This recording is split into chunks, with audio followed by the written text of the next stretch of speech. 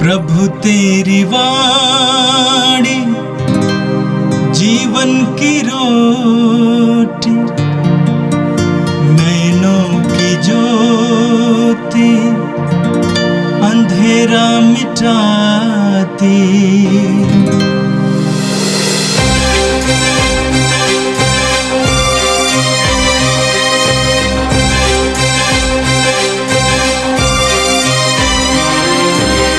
प्रभु तेरी वाणी जीवन की रोटी, नैनों की ज्योति अंधेरा मिटाती।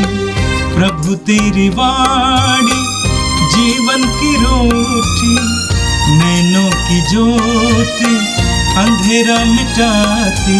वाणी वाणी वाणी वाणी वाणी पवित्र है, शाश्वत है, जीवन का मन्ना है। 15 फरवरी बुधवार। पहला पाठ उत्पत्ति ग्रंथ अध्याय 8 पद संख्या 6 से 13, 20 से 22 तक। 40 दिन बाद नूह ने उस खिड़की को खोला जिसे उसने पोत में बनाया था, और एक कौवा छोड़ दिया। वह कौवा तब तक आता जाता रहा जब तक पृथ्वी पर का पानी नहीं सूख गया। 7 दिन तक प्रतीक्षा करने के बाद नूह ने पोत से एक कपोत को छोड़ दिया, जिससे यह पता चले कि पृथ्वी पर का पानी घटा या नहीं। कपोत को कहीं भी पैर रखने की जगह नहीं मिली और वह नूह के पास पोत पर लौट आया, क्योंकि समस्त पृथ्वी तल पर पानी था। नूह ने हाथ बढ़ाया और उसे पकड़कर पोत के अंदर अपने पास रख लिया। उसने 7 दिन तक प्रतीक्षा करने के बाद कपोत को फिर पोत के बाहर छोड़ दिया। शाम को कपोत उसके पास लौटा और उसकी चोंच में जैतून की एक हरी पत्ती थी। इससे नूह को पता चला कि पानी पृथ्वी तल पर घट गया है।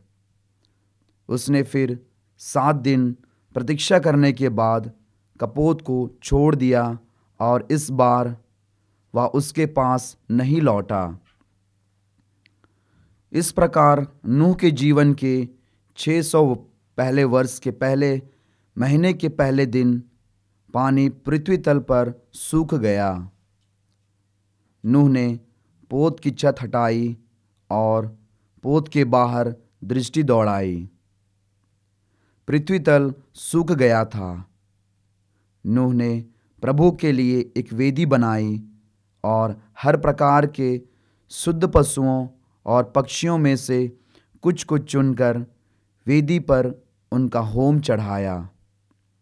प्रभु ने उनकी सुगंध पाकर अपने मन में यह कहा, मैं मनुष्य के कारण फिर कभी पृथ्वी को अभिशाप नहीं दूंगा, क्योंकि बचपन से ही मनुष्य की प्रवृत्ति बुराई की ओर होती है।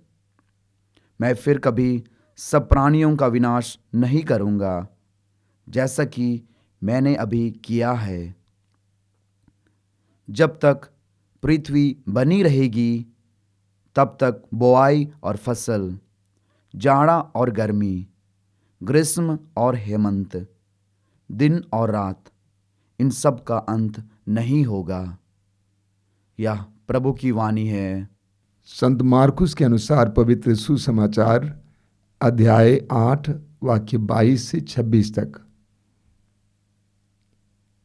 वे बेतसैदा पहुंचे। लोग एक अंधे को ईसा के पास ले आए और उनसे यह प्रार्थना की कि आप उस पर हाथ रख दीजिए। वे अंधे का हाथ पकड़कर उसे गांव के बाहर ले गए। वहां उन्होंने उसकी आंखों पर अपना थूक लगाकर और उस पर हाथ रखकर उससे पूछा, क्या तुम्हें कुछ दिखाई दे रहा है? अंधा कुछ कुछ देखने लगा था, इसलिए उसने उत्तर दिया, मैं लोगों को देखता हूं वे पेड़ों जैसे लगते लेकिन चलते हैं। तब उन्होंने फिर अंधे की आंखों पर हाथ रख दिए और वो अच्छी तरह देखने लगा। वह चंगा हो गया और दूर तक सब कुछ साफ साफ देख सकता था। ईसा ने यह कहते हुए उसे घर भेजा, इस गांव में पैर मत रखना। यह प्रभु का दिव्य सुसमाचार है। ख्रिस्त प्रभु की जय। मेरे प्रिय भाई और बहनों, आज का पहला पाठ उत्पत्ति ग्रंथ के अध्याय 8 से लिया गया था और वहां पर हमने महाप्रलय के अंतिम हिस्से के बारे में सुना। उत्पत्ति अध्याय 6 और 7 में महाप्रलय के बारे में लिखा हुआ है। अध्याय 7 के वाक्य 12 में लिखा है, 40 दिन और 40 रात पृथ्वी पर वर्षा होती रही। 40 दिन और 40 रात पृथ्वी पर वर्षा होती रही। वाक्य 24 में लिखा हुआ है, पृथ्वी पर पानी 150 दिन तक फैला रहा।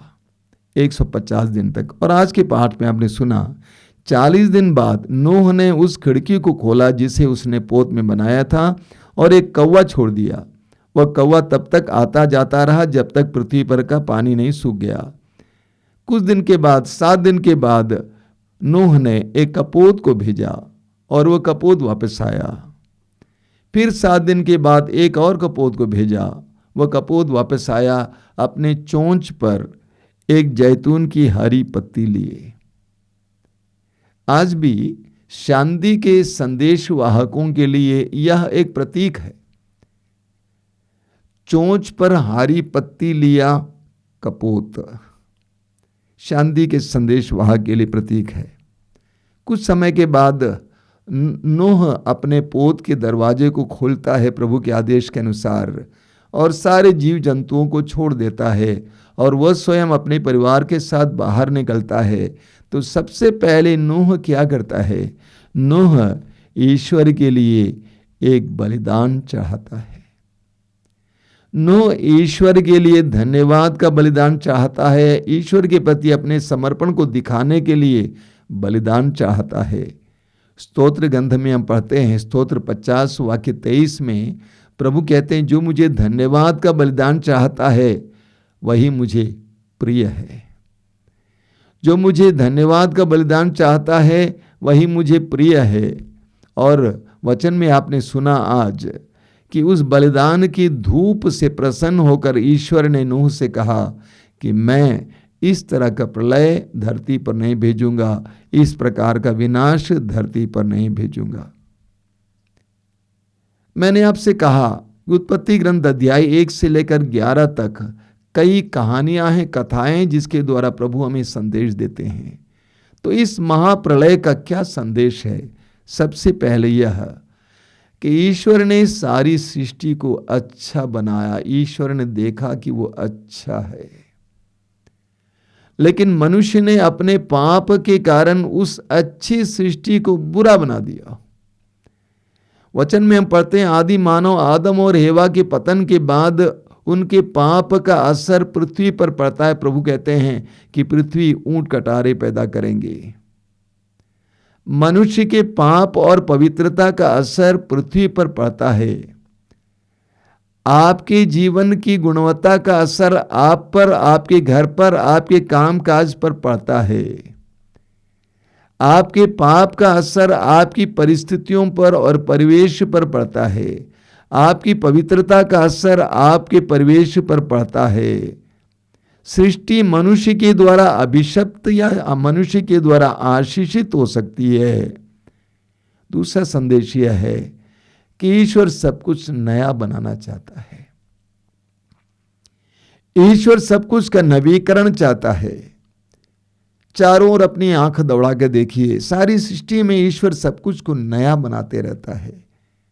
प्रकाशना ग्रंथ के अध्याय 21 उसके वाक्य 5 में हम पढ़ते हैं, प्रभु कहते हैं, मैं सब कुछ नया बना देता हूं।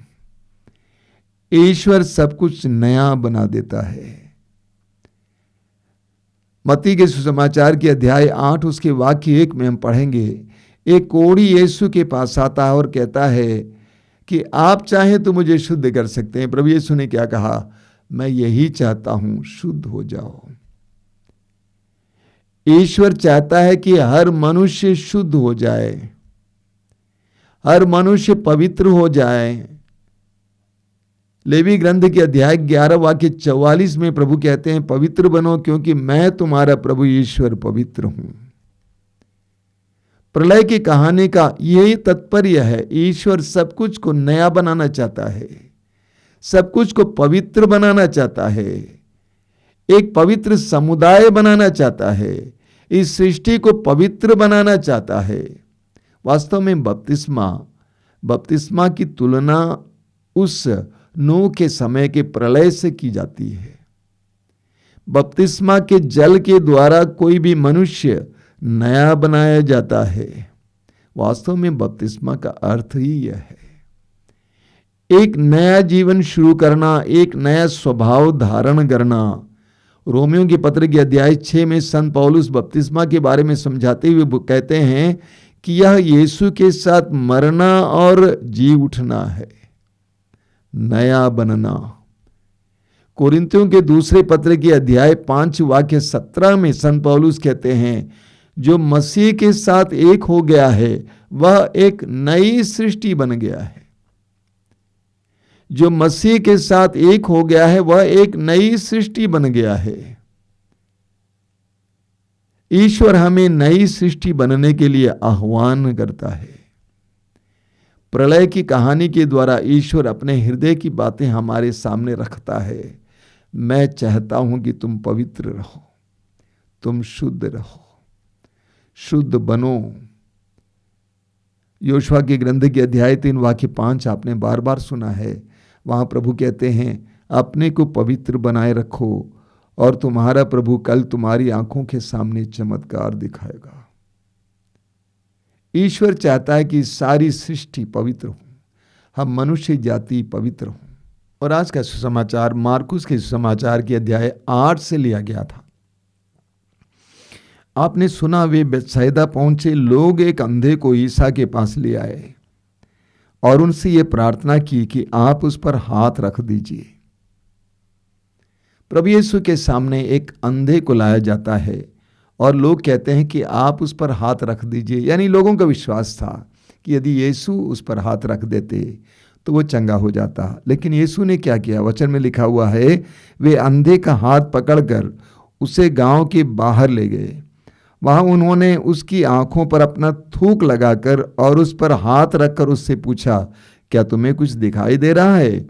अंधा कुछ कुछ देखने लगा था, इसीलिए उसने उत्तर दिया, मैं लोगों को देखता हूं, वे पेड़ों जैसे लगते हैं लेकिन चलते हैं। तब उन्होंने फिर अंधे की आंखों पर हाथ रख दिए और वो अच्छी तरह देखने लगा। सबसे पहली बात, लोगों का विश्वास देखिए। मैंने आपसे कई बार कहा, प्रभु यीशु के ज़माने में कई लोगों ने यीशु पर विश्वास किया, आम जनता ने यीशु पर विश्वास किया, उनके सामर्थ्य पर विश्वास किया और इसीलिए उन्होंने कहा कि अंधे पर हाथ रख दीजिए, क्योंकि वे जानते थे कि वो चंगा हो जाएगा। लेकिन प्रभु यीशु ऐसा नहीं करते। सुसमाचारों में हम पढ़ते हैं कि प्रभु यीशु कभी कभी पल भर में रोगियों को चंगा करते थे। लूकास अध्याय 18 में पढ़ेंगे उस अंधे भिखारी के बारे में। वह यीशु के पास लाया जाता है। यीशु ने पूछा, क्या चाहते हो कि मैं तुम्हारे लिए क्या करूं? उसने कहा कि मैं फिर देखना चाहता हूं। प्रभु ने कहा, तुम्हारे विश्वास ने तुम्हारा उद्धार किया है। वचन में लिखा हुआ है, उसी क्षण वो देखने लगा। तो कभी कभी प्रभु शब्द मात्र से उसी क्षण चंगा करते हैं। लेकिन आज के सुसमाचार में आपने देखा कि चंगा करने की प्रक्रिया धीरे धीरे, एक पल में चंगा नहीं करते हैं, समय लेते हैं। ये हमारे लिए एक संदेश है। कभी कभी हमारे जीवन में भी प्रभु इसी तरह करते हैं, समय लगाते हैं। धीरे धीरे, हमें निराश नहीं होना चाहिए। दूसरी बात, प्रभु यीशु सुसमाचारों में हम पढ़ते हैं कि प्रभु यीशु शब्द मात्र से चंगा करते हैं, लोगों से कहते हैं वैसा हो जाता है। लेकिन आज के सुसमाचार में आपने देखा कि प्रभु यीशु ने अपने मुंह से थूक निकाला और उसके आंखों पर लगा दिया। प्रभु ने अपने थूक का इस्तेमाल किया, एक चीज का इस्तेमाल किया। तो कभी कभी हमारे जीवन में भी चंगाई के लिए कुछ चीजों का इस्तेमाल किया जाता है। हो सकता है कि प्रभु कहते हैं कि दवा लो, हो सकता है कि प्रभु कहते हैं कि ये खाओ, हो सकता है कि प्रभु कहते हैं कि पवित्र तेल लगाओ, हो सकता है कि प्रभु कहते हैं कि पवित्र जल पियो या छिड़काओ। तो किसी चीज का भी माध्यम लिया जा सकता है। ये एक बहुत सुंदर बात है। जब प्रभु यीशु ने पहली बार उसके सिर पर हाथ रखा, पूछा कि तुम्हें कुछ दिखाई दे रहा? उसने क्या कहा?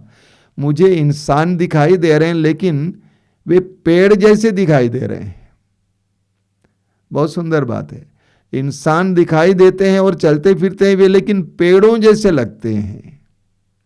कभी कभी हम लोग भी इसी तरह इंसानों को देखते हैं, पेड़ों की तरह, जानवरों की तरह।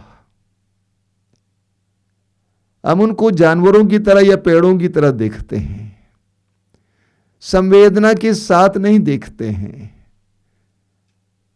ये महसूस नहीं करते हैं कि वे भी इंसान हैं, उनकी भी अपना विकार होता है, उनकी भी अपनी आवश्यकताएं होती हैं, उनकी भी अपनी इज्जत होती है। कभी कभी हमारा हृदय इतना कठोर हो जाता है कि हम मनुष्यों को भी पेड़ जैसे देखते हैं, जानवर जैसे देखते हैं, संवेदनहीन बन जाते हैं। प्रभु यीशु आज के इस पवित्र वचन के द्वारा हमें बहुत सारी शिक्षाएं देते हैं। सबसे पहली शिक्षा यह है कि कभी कभी तुम्हारे जीवन में भी मैं इसी तरह करूंगा, समय लगेगा। कभी कभी कुछ चीजों का भी इस्तेमाल करने की जरूरत होगी चंगाई के लिए। प्रभु के वचन में छिपे हुए रहस्यों को हम समझने का प्रयास करें। आइए हम प्रार्थना करें। प्रभु यीशु, धन्यवाद देते हैं आज के पवित्र दिन के लिए, इस दिन के वरदान के लिए, तेरे पवित्र वचनों के लिए। तू चाहता है कि हम लोग शुद्ध रहें, पवित्र रहें। तू चाहता है कि हम हर समय नए रहें। तूने अपने वचन में कहा है, मैं सब कुछ नया बना देता हूं। तू कितना चाहता है कि हम नवीन स्वभाव धारण करें, नया जीवन जिएं। तू कितना चाहता है कि हम शुद्ध और पवित्र जीवन जिएं। तू कितना चाहता है कि हम अपने पवित्रता के द्वारा अपने परिवेश और अपने चारों ओर घर और आसपास परिसर को पवित्र करें। तू कितना चाहता है कि ये सारी सृष्टि भी हमारे द्वारा पवित्र बन जाए। प्रभु, हम तुझसे प्रार्थना करते हैं, हमें विश्वास और पवित्रता का वरदान दीजिए। तेरे प्रेम को देखने के लिए, तेरी पवित्रता को देखने के लिए हमारे आंतरिक आंखों को खोल दीजिए। ये प्रभु यीशु इन वचनों को सुनने वाले मेरे भाई बहनों को आशीर्वाद देना। आज का संपूर्ण दिन उनके लिए कृपा और आशीष का दिन बने। हमारी इस प्रार्थना का ग्रहण कर। आमीन। प्रभु तेरी वाणी जीवन की रोटी, नैनों की ज्योति अंधेरा मिटाती। वाणी वाणी वाणी वाणी वाणी